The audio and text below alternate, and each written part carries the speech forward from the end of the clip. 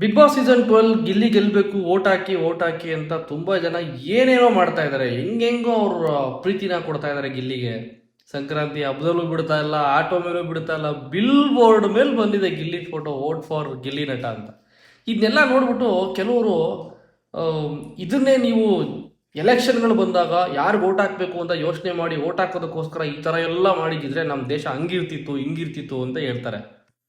ನಾನೊಂದು ಮಾತು ಹೇಳಲ್ಲ, ಪ್ರಪಂಚದಲ್ಲಿ ಏನೇನೋ ನಡೀತಿರುತ್ತೆ. ಎಲ್ಲೋ ಒಂದು ಕಡೆ ಇವಾಗ ಯುದ್ಧ ನಡೀತಾ ಇರ್ಬೋದು, ಅಥವಾ ಇನ್ನೆಲ್ಲೋ ಒಂದು ಕಡೆ ಗಲಾಟೆ ನಡೀತಾ ಇರುತ್ತೆ, ಇನ್ನೆಲ್ಲೋ ಒಂದು ಕಡೆ ಫಂಕ್ಷನ್ನು, ಪ್ರೋಗ್ರಾಮು, ಸಿನಿಮಾ ರಿಲೀಸ್ ಈವೆಂಟ್ಗಳು, ಆಮೇಲೆ ಇನ್ನು ಯಾವುದೋ ಮನೇಲಿ ಏನೋ ಜಗಳಗಳಾಗ್ತಿರ್ಬೋದು ಫ್ಯಾಮಿಲಿಯಲ್ಲಿ, ಅಥವಾ ಇನ್ನೇನೋ ರೋಡ್ ಕಾಂಟ್ರಾಕ್ಟ್ಗಳ ಮಧ್ಯೆ CM PM ಇವರಲ್ಲೇ ಕಿತ್ತಾಡ್ತಾ ಇರ್ಬೋದು ದೇಶದಲ್ಲಿ.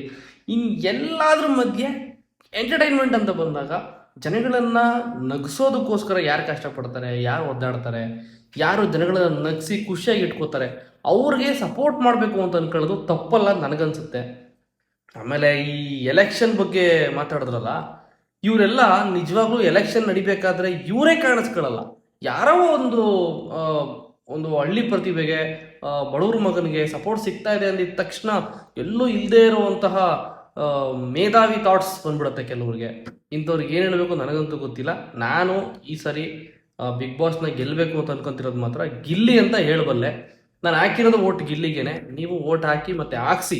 ಪ್ರತಿಯೊಂದು ಮನೇಲೂ ಮಿನಿಮಮ್ 3 ರಿಂದ 4 ಮೊಬೈಲ್ ಇರುತ್ತೆ. ತಗೊಂಡು ಚೆಚ್ಚಿ ಓಟ್ನ ಅವನಿಗೆ. ನಮಸ್ಕಾರ.